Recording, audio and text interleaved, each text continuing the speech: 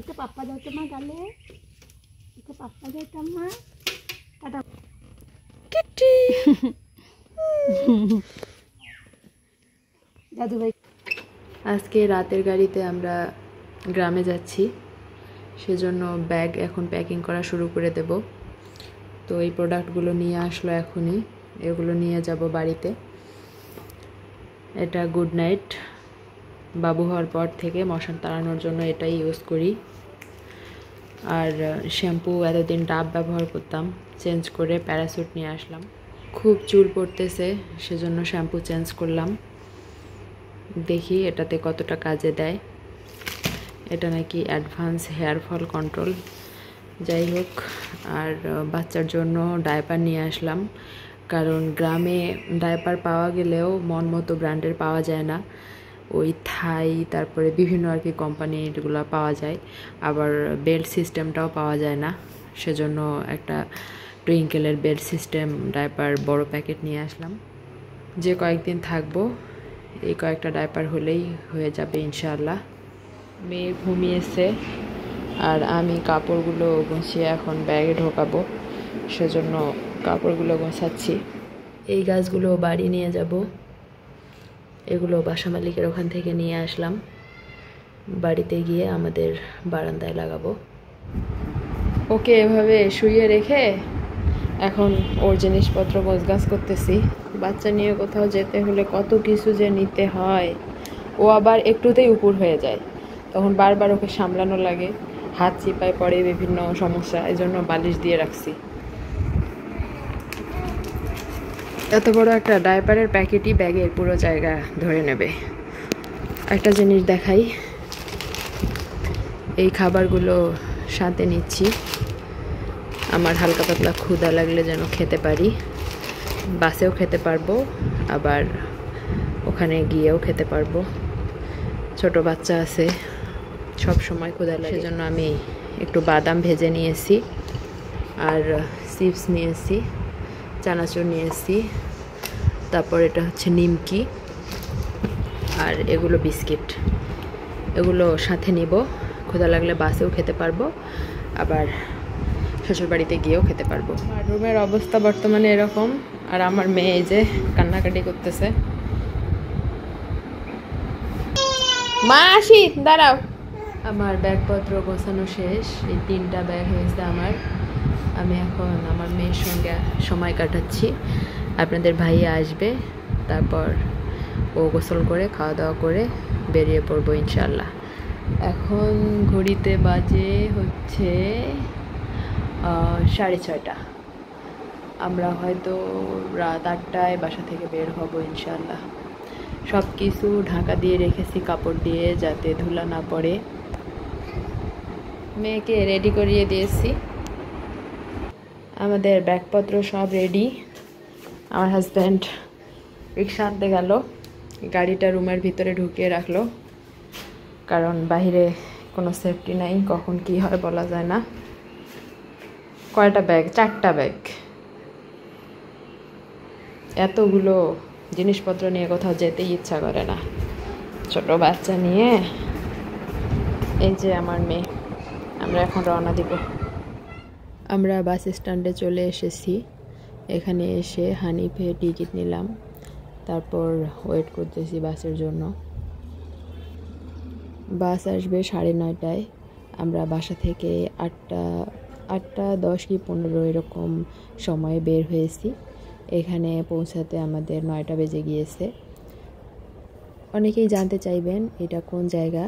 এটা Hemayetpur bus stand. আমরা থাকি রানীগঞ্জে।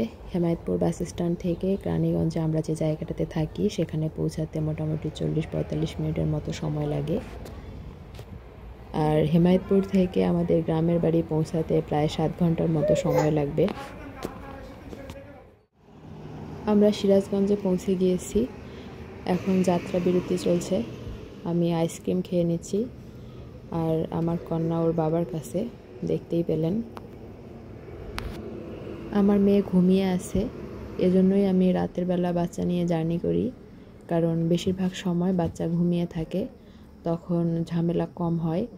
আর বাচ্চাকে খাওয়ানো খুব কঠিন একটা বিষয় আমি মনে করি। তো ঘুমের মধ্যে তো বেশি খেতে চায় না, তাই আরামে জার্নিটা করা যায়। দিনে যেহেতু প্রচণ্ড রোদ থাকে তাই গরমও বেশি, রাতের বেলা রোদ নেই তাই গরমও একটু কম। তবে বাচ্চা কোলে নিয়ে আমি ঘুমাতে পারি না, কারণ আমার মনে হয় যে আমি যদি ঘুমাই আর ও যদি আমার হাত থেকে পড়ে যায়, সেজন্য সারা রাত আমাকে জেগে জার্নি করা লাগে। এখন বাজে রাত 4টা। আমরা রাত 4টায় বাসায় পৌঁছেছি। ওখান থেকে বের হয়েছিলাম 8টার দিকে, আর বাসায় এসে পৌঁছলাম রাত 4টায়। আজকে গাড়ি এত টানছে কি বলবো। বাসায় এসে সর্বপ্রথম নিজের রুমে ঢুকলাম। আমার শাশুড়ি রুমটা পরিষ্কার পরিচ্ছন্ন করে পরিপাটি করে রেখে দিয়েছে। ব্যাগগুলোতে প্রচণ্ড ধুলাগুলো পরিষ্কার করে তারপর রুমে নিয়ে আসব। সবার আগে বেডশিটটা চেঞ্জ করে নেব, যেহেতু অনেক দিন পড়েছিল, ধুলো বা বিভিন্ন ময়লা পড়ে আসছে, তাই এটা আগে চেঞ্জ করব, তারপর ঘুমাবো। আমি আবার আমার শাশুড়িকে না জিজ্ঞেস করেই বেডশিটটা চেঞ্জ করেছি। পরে আবার উনি এসে বলল যে উনি বেডশিট ধুয়ে পরিষ্কার করে রেখেছে, আমি অযথাই চেঞ্জ করলাম।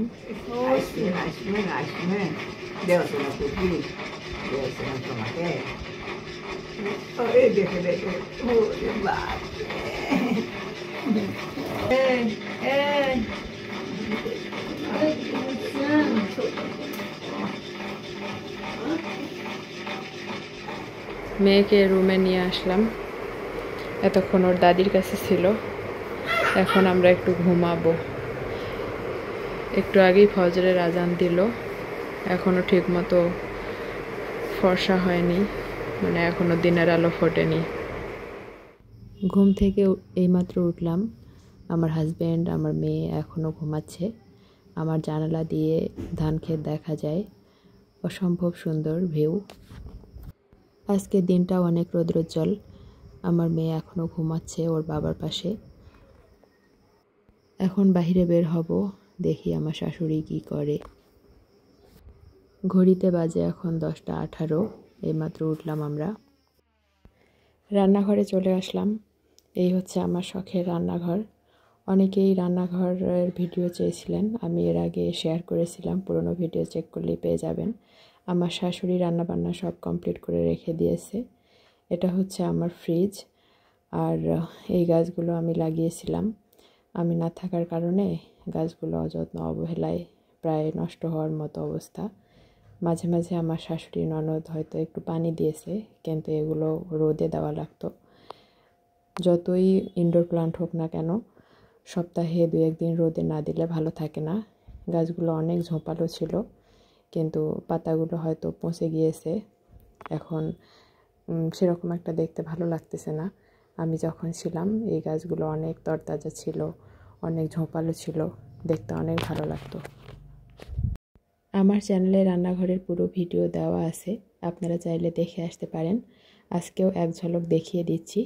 গ্রামের বাড়ির রান্নাঘর যেমনটা হওয়ার কথা ঠিক তেমনটাই। আর আমি যেহেতু থাকি না, তাই এটা সেরকম এক গোছানো না, আমার শাশুড়ি নিজের মতো করে গুছিয়ে রেখেছে।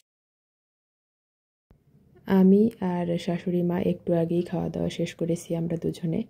এখন আমার হাজব্যান্ডকে খেতে দিলাম। আজকে রান্না হয়েছে মাছ, সবজি আর লাল শাক। আমার হাজব্যান্ড 2 দিনের ছুটি নিয়ে এসেছে, ও 2 দিন পরেই চলে যাবে, আর আমরা থাকবো কয়েকদিন। ঢাকা যাওয়ার পর ওজন মাপা হয়নি, তাই ওজনটা একটু দেখে নিচ্ছি কত হলো। এখানে ভুট্টা ভাজা হচ্ছে, একটু আগেই মুড়ি ভাজলো, সেই চুলায় একটু ভুট্টা ভেজে নিচ্ছে, গুড় দিয়ে রাখবে, বাচ্চারা খেতে পছন্দ করে অনেক। যারা আমার রেগুলার ভিডিও দেখেন তারা তো জানেন যে আমরা যৌথ পরিবারে থাকি। ইনি হচ্ছেন আমার চাচি শাশুড়ি, ওনাদের ঘরেই মুড়ি ভাজা হচ্ছে। এগুলো গ্রামের পুরনো ঐতিহ্য, এখনও আমরা মুড়ি কিনে খাই না, বাসাতেই ভেজে খাই। আমার শাশুড়ি যতদিন আছে হয়তো এই প্রচলন থাকবে, কারণ আমার দ্বারা তো এগুলো সম্ভব না। আর আমার শাশুড়ি এখানে তালের বড়া বানাচ্ছে। আমরা যেহেতু অনেক দিন পর এসেছি, তাই এই কয়েকদিন বাসায় পিঠা, বিভিন্ন মুখরোচক খাবার রান্না করা হবে। ও খাইছে না, শৈলক নিয়ে খাবার পারছ না না ছোট থেকে খাও দিয়ে আগ করে দেখো নিয়ে যাও নিয়ে যাও দেখতে নিয়ে যাও খাও খাবো না